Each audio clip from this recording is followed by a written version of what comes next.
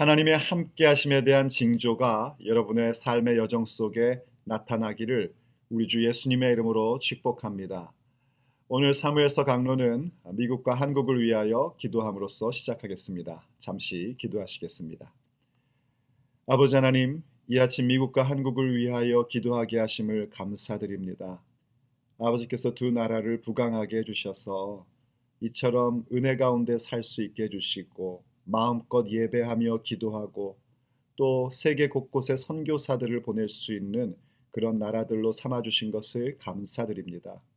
그러므로 주 앞에 더욱더 기도하옵는 것은 아버지께서 은혜를 베풀어 주셔서 두 나라의 리더들이 각계각층의 리더들이 하나님을 경외하며 사람들을 귀중히 여기는 사람의 생명을 존중히 여기는 자들로 가득 채워지는 그 은혜를 베풀어 주시옵소서. 기도하옵는 것은 세우신 정치 지도자들이 하나님 앞에 온전히 깨어있기를 간절히 원합니다. 잘못된 길을 버릴 수 있는 용기를 주시옵시고 옳은 길로 나아갈 수 있는 담력이 그들 가운데 있도록 도와주옵소서. 특별히 아버지, 지금 코비드 상황으로 인하여 여러 가지 어려움들을 겪고 있습니다. 정치 경제뿐만이 아니라 특별히 교육 체계 그리고 또 신앙 생활에 이르기까지 여러 어려움들을 겪고 있습니다.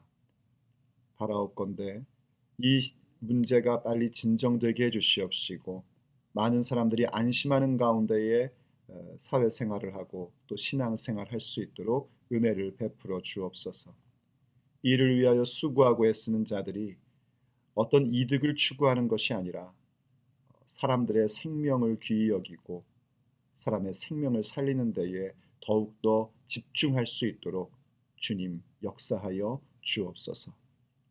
우리 주 예수님의 이름으로 간절히 기도 올립니다. 아멘. 자, 오늘 사무엘서 강론은 9장 25절부터 10장 8절까지의 말씀입니다.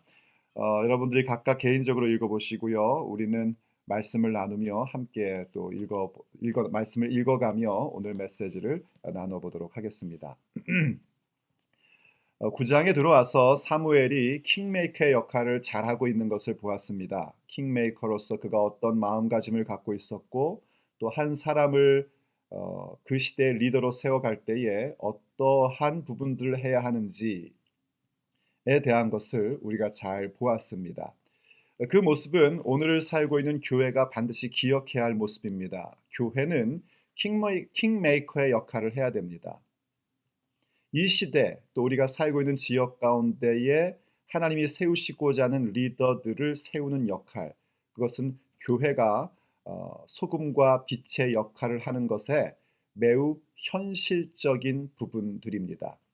그리고 동시에 우리는 교회의 지체로서 한 사람 한 사람은 교회가 배출해내는 선한 영향력을 주는 리더로서 우리가 또 세워져야 합니다.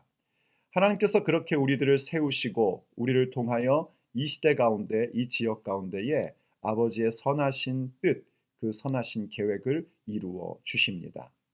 자, 이제 사무엘은요 이러한 과정을 거쳐서 사울에게 기름 부어주고 직접 그에게 바로 하나님께서 사울을 하나님의 기업인 이스라엘의 지도자로 세우셨음에 대한 메시지를 전달해 줍니다. 그 말씀이 25절부터 시작되는데요. 25절 말씀이 이렇게 시작을 합니다. 제가 좀 읽어볼게요. 그들이 산당에서 내려 성읍에 들어가서는 사무엘이 사울과 함께 지붕에서 담화하고, 자, 그렇게 공식 석상에서 사울을 높여줬죠. 제사 후에 그 식탁 자리 가운데에 사무엘을 불렀고 제사장 몫인 넓적다리에 살을 주고 또 상석에 앉히고, 이런 모습 가운데에 어떻게 한 사람을 세워가는지, 앞선 리더가 다음 세대의 리더를 어떻게 세워가는지를 우리가 보았었습니다. 그리고 나서 이제 사무엘이 사울을 데리고 와서요, 자기와 함께 담화를 나누도록 지붕에서 담소를 나눴다라고 얘기합니다. 무슨 얘기를 했을지 참 궁금하죠. 아마 뭐 그저 잡담을 하지는 않았을 것 같습니다. 이스라엘의 미래에 대하여 또 하나님 나라에 대한 부분을 가지고 함께 대화를 나누지 않았을까, 그렇게 추정을 해봅니다. 자, 어쨌든 26절 보면은요, 그들이 일찍이 일어날새 동틀 때쯤이라 사무엘이 지붕에서 사울을 불러 이르되 일어나라 내가 너를 보내리라 하매 사울이 일어나고 그 두 사람 사울과 사무엘이 함께 밖으로 나가서 성읍 끝에 이르매 사무엘이 사울에게 이르되 사완에게 우리를 앞서게 하라 하니라. 사완이 앞서가므로 또 이르되 너는 이제 잠깐 서 있으라 내가 하나님의 말씀을 내게 들려주리라 하더라. 지금 사무엘이 사울을 보내면서요 같이 잠깐 길을 가는데 사환까지 먼저 보내는 겁니다. 그리고 사울에게 아주 매우 개인적으로 하나님의 말씀을 너에게 들려주겠다 합니다. 그리고 나서 한 것이 10장 1절. 이에 사무엘이 기름병을 가져다가 사울의 머리에 붓고 입맞추며 이르되 여호와께서 내게 기름을 부으사 그의 기업의 지도자로 삼지 아니하셨느냐 하고 사울에게 깜짝 놀랄 메시지를 줍니다. 자, 기름을 부었고 하나 여호와께서 너를 그의 기업 이스라엘의 지도자로 삼으셨다 하는 메시지를 주며 그에게 입맞춰 줍니다. 자, 이러한 행동은요 바로 사울이 하나님의 부르심을 받은 자라는 것을 이야기해 주는 겁니다. 기름 부음 받은 자로 사울이 세워지는 것이죠. 자, 그런데 이 일들을 지금 사무엘이 사울에게 은밀하게 개인적으로 행하고 있었다라는 사실을 우리가 그냥 지나쳐서는 안 됩니다. 이제 사울은 앞으로 공식적으로 공개적으로 기름 부음을 받고 왕으로 등극을 하게 될 겁니다. 그런데 그러한 공개적 공식적 일이 있기 이전에 은밀한 가운데 개인적으로 기름 부음이 있었다는 사실은 우리에게도 매우 중요한 부분입니다. 하나님께서 우리를요 이 시대에 어떤 위치에 세워지는 리더로 만들어 가실 때에 공식적으로 공개적으로 세워지는 순간이 있습니다. 그런데 그것 이전에 꼭 있어야 되는 순간이 무엇이냐면 하나님께서 나 개인에게 은밀히 부르심을 주시는 그 순간이 있어야 됩니다. 우리는 흔히 공개적으로 공식적으로 발표가 되는 그 순간, 말하자면 신문이나 뉴스나 혹은 방송에서 스팟라이트를 받고 플래시가 터지는 그 순간이 역사적 순간이다라고 얘기합니다. 그렇죠. 역사적 순간이죠. 공개적으로 공식적으로 어떤 자리에 올라서는 순간이 개인에게 있어선 혹은 인류에게 있어선 역사적인 순간입니다. 그런데 하나님께서는 더욱더 중요하고 소중하게 여기시는 순간이 있는데 모든 사람에게 공식적으로 스팟라이트를 받는 플래시가 터지는 그 순간 이전에 개인적으로 은밀하게 기름 부어주시는 순간을 더 소중히 여기십니다. 말하자면 하나님 나라의 역사는 대중에게 비춰지는 그 순간 이루어지고 있다기보다는 그 이전에 하나님께서 한 개인에게 말씀을 주시고 기름 부어 주셔서 부르심을 주시는 그 순간이 정말 하나님 나라의 역사적 순간이 되는 겁니다. 그게 있어야 됩니다. 우리가 하나님 앞에 은밀한 가운데 개인적으로 하나님의 부르심을 받아 과연 하나님께서 나를 이 시대 가운데에 하나님의 선한 영향력을 주는 지도자, 리더로 세우셨구나 하는 부르심을 받을 수 있어야 합니다. 그 순간이 바로 개인에게 또 인류에게 매우 역사적인 순간입니다. 은밀하고 개인적이나 하나님 나라의 역사적 순간. 우리에게 그것이 있어야 합니다. 자, 그런데 거기에는 한 가지 우리에게 있어서 좀 어려움이 있습니다. 내가 지금 기도하다가 혹은 교회 리더를 통하여 과연 그렇구나. 내가 하나님의 부르심을 받았구나. 내가 어디에서 무슨 일을 하든지 하나님의 선한 영향력을 주어야 할 리더이구나 하는 사실을 개인적으로 은밀하게 받았을 때에 과연 그게 맞나? 하는 의구심이 들 때가 있습니다. 이것이 맞을까? 이 길로 가는 것이 과연 하나님께서 인도하시는 거 맞는가? 하는 그런 의문을 가질 때에 우리가 할 수 있는 것이 하나님의 사인을 구하는 겁니다. 사무엘은요, 사울의 입장에서 한번 생각해 보세요. 사무엘이 이렇게 잘 대우를 해줄 때도 뭔가 좀 어색했을 것 같습니다. 왜 이렇게 나한테 잘해주나 싶었겠죠. 그런데 아침에 일어나서 이제 길을 가려고 하는데 사환까지 먼저 앞세워 보내고 단둘이 개인적으로 이야기를 하는 겁니다. 다른 말로 하면은 "너가 앞으로 이 땅을 이끌어갈, 이 시대를 이끌어갈, 이 사람들을 이끌어가야 할 리더다. 하나님께서 너를 그렇게 세우셨다." 하고 아예 기름까지 부어 주는 겁니다. 얼마나 놀라고 당황스럽고 '이게 웬일인가?' 싶었겠습니까? 사무엘이 그런 마음을 알지요. 그래서 사무엘이 사울에게 세 가지의 사인을 얘기해 줍니다. 이제 이것이 하나님께로부터 왔음을 너가 알게 되는 세 가지의 사인을 받게 될 것인데, 그 사인을 받으면 너는 앞으로 하나님께서 주시는 기회대로 힘써 일하라고 그에게 메시지를 줍니다. 우리에게도 그 사인에 대한 요구와 그 징조, 사인은 다른 말로 하면 징조죠. 그 징조, 그 사인이 필요합니다. 우리의 마음 가운데, 우리의 심령 가운데 하나님의 다스림을 받는 사람으로서 준비된 후 아버지께서 언젠가 우리를 공개적으로 세우시기 이전 개인적으로 은밀하게 하나님의 부르심을 받을 때 그것을 확증할 수 있는 그 사인, 하나님의 함께 하심에 대한 그 징조, 그것이 우리에게 있어야 되고 우리 그것을 또한 구할 줄 알아야 됩니다. 자, 그러면 어떤 징조, 어떤 사인들이 있을까요? 한 세 가지를 우리가 보게 되는데, 첫째로는 일상적인 사인입니다. 하나님께서 우리에게 사인을 주실 때에 일상적인 일들을 통하여 사인을 주시곤 합니다. 한번 2절로 가보세요. 10장 2절. 내가 오늘 나를 떠나가다가 베냐민 경계 셀사에 있는 라헬의 묘실 곁에서 두 사람을 만나리니 그들이 내게 이르기를 내가 찾으러 갔던 암나기들은 찾은지라 내 아버지가 암나기들의 염려는 놓았으나 너희로 말미암아 걱정하여 이르되 내 아들을 위하여 어찌하리요 하더라 할 것이요. 지금 이 사인은요, 라헬의 묘실을 갈 때쯤 되면 자기 집에서 온 두 사람을 만나게 될 거고, 이미 암나기들은 찾았고 오히려 아버지가 너희들을 걱정한다는 이야기를 듣게 될 것이다 하는 얘기입니다. 매우 일상적인 얘기입니다. 여기 뭐 특별한 건 없어요. 당나귀 찾았다. 암나귀를 찾았다. 그런데 아버지가 너희들 걱정한다. 그런 사람들을 만나는 것이 너에게 사인이 될 것이다 하고 이야기를 합니다. 우리에게도 이런 일상의 사인은 있습니다. 고민했던 문제였죠. 사울에게 있어서 풀 수 없었던 과제가 풀어진 겁니다. 암나귀를 찾다가 찾지 못해서 사무엘을 찾아왔었는데 결국은 암나귀에 대한 염려를 할 필요가 없게 된 거죠. 우리도 어떤 고민하던 부분, 또 염려하던 부분들이 아주 우연같이 일상적인 모습 가운데에 해결되는 것을 보게 됩니다.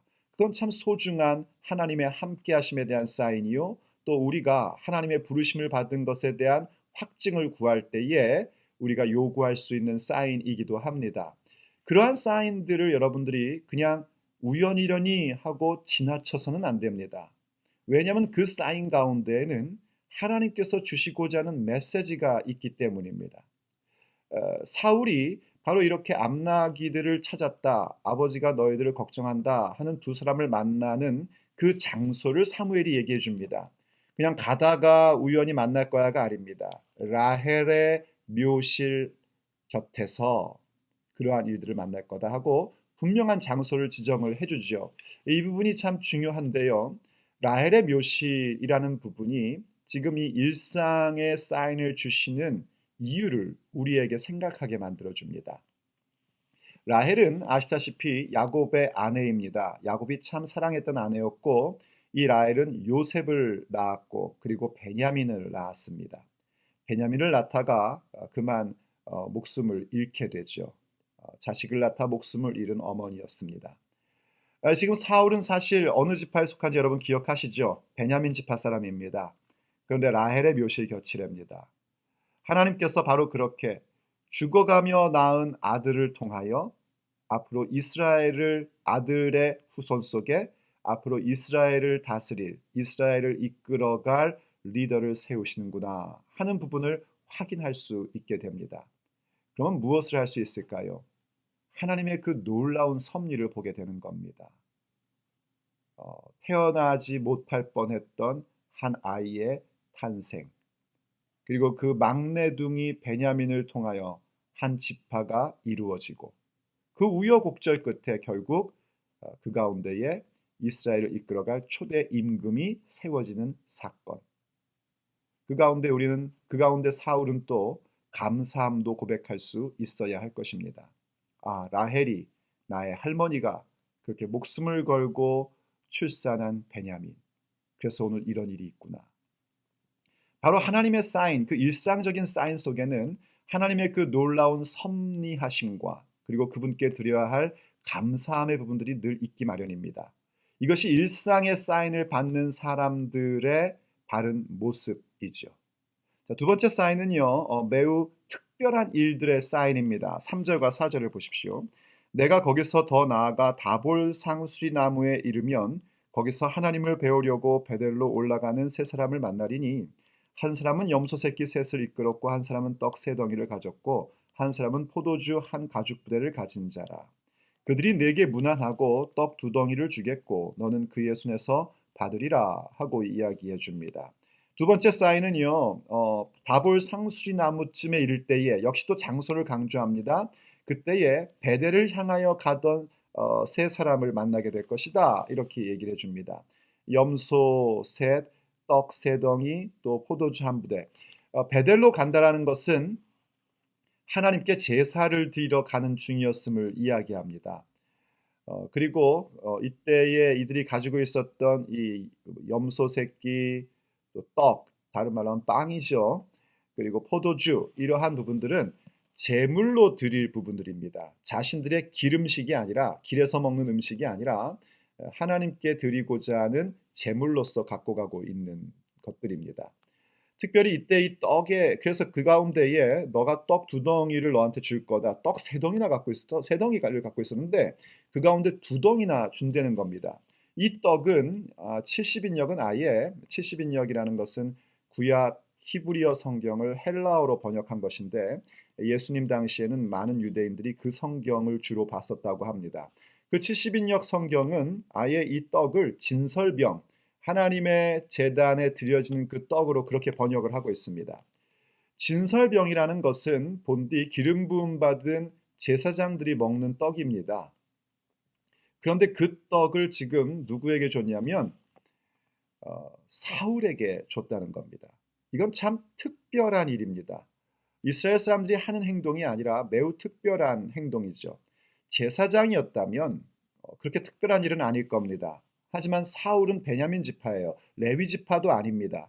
그런데 그런 그에게 진설병을 주고 또 그것을 받는다 하는 것은 매우 특별한 일이었습니다. 더군다나 이 세 사람은요, 사울이 기름 부음 받은 자라는 걸 모릅니다. 사울의 기름 부음 받음은 매우 은밀하게 개인적으로 이루어진 부르심이었습니다. 도리어 이러한 특별한 일들은 사울에게 있어서 하나님이 주시는 징조였습니다.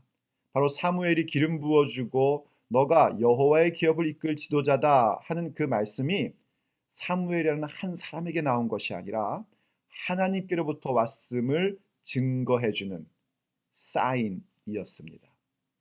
다른 사람에게는 그저 일어날 수 있는 일이지만 내게는 매우 특별한 일로 나타나고 있는 것.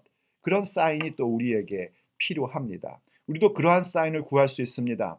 우리의 문제가 자연스럽게 해결되는 하나님의 섭리를 목격하게 하는 사인을 구하는 것뿐만이 아니라 나에게는 있을 수 없는 일, 나에게는 불가능한 일, 그러한 일들이 나에게 이루어지는 그런 특별한 사인도 우린 주님 앞에 구할 수 있고 그 사인을 얻을 수 있습니다. 자, 그런데 중요한 건 그 사인을 통하여 우리가 무엇을 생각해야 하는가 하는 부분이지요. 역시 사무엘이 이 사인을 얘기해 줄 때도 그냥 가다가 우연히 이렇게 얘기하지 않았습니다. 사실은요, 이 앞에 있었던 첫 번째 그 일상적인 사인이나 이 두 번째 특별한 사인은 매우 우연히 일어난 일처럼 보입니다. 그런데 사무엘이 우연히가 아니라 가다가가 아니라 특정한 장소를 얘기해 줬던 것을 우리가 또 보게 되죠. 두 번째 특별한 일의 사인도 역시 다볼 상수리 나무라는 걸 이야기해 줍니다.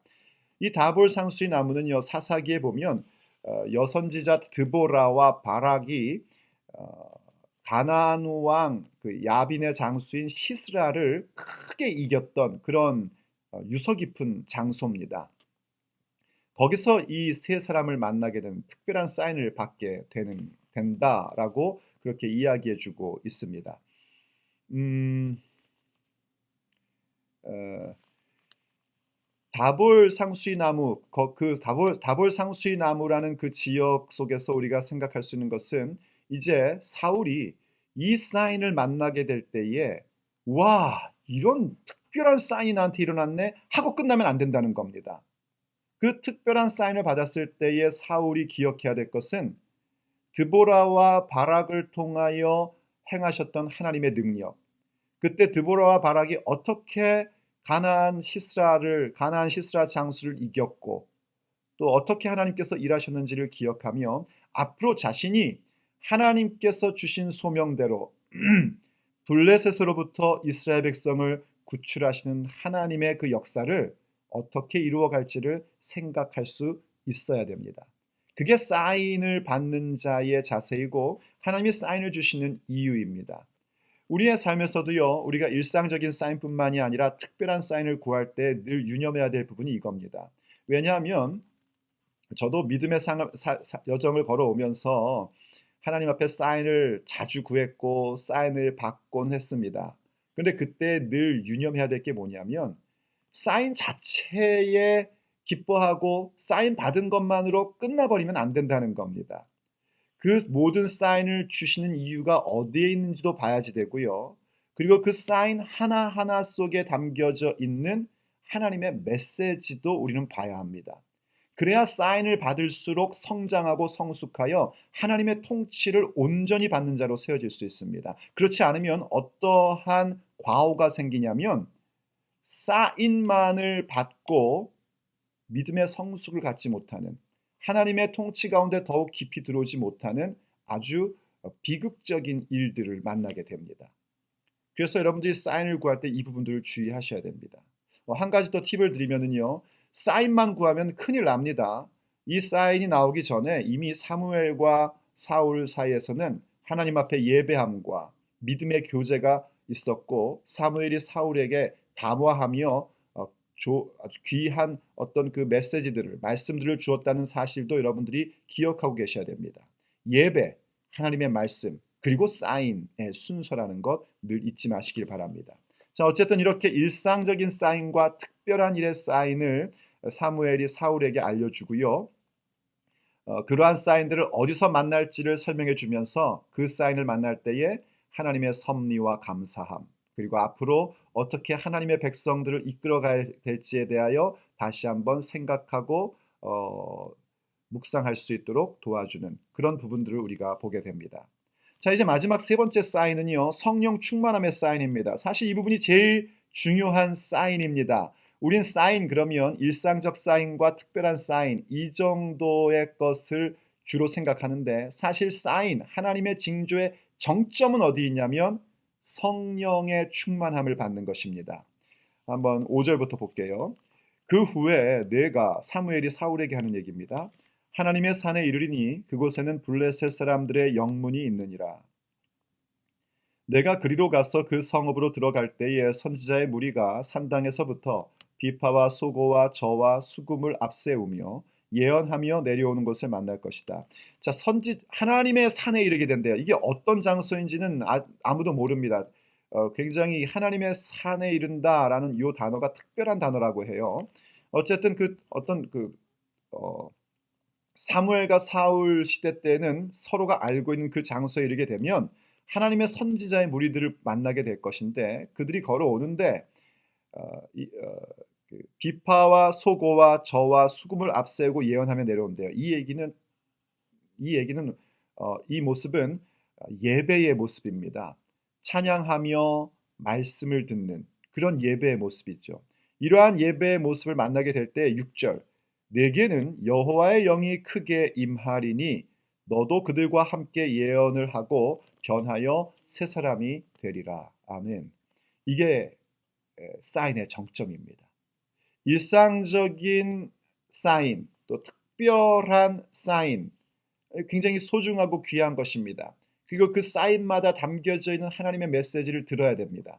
자, 그런데 그 사인의 정점은 어디에 있냐면 다시 예배의 자리 가운데에서 하나님의 영이 크게 임하는, 오늘날의 표현을 하자면 성령의 충만함을 체험하는 자리로 들어가야 됩니다.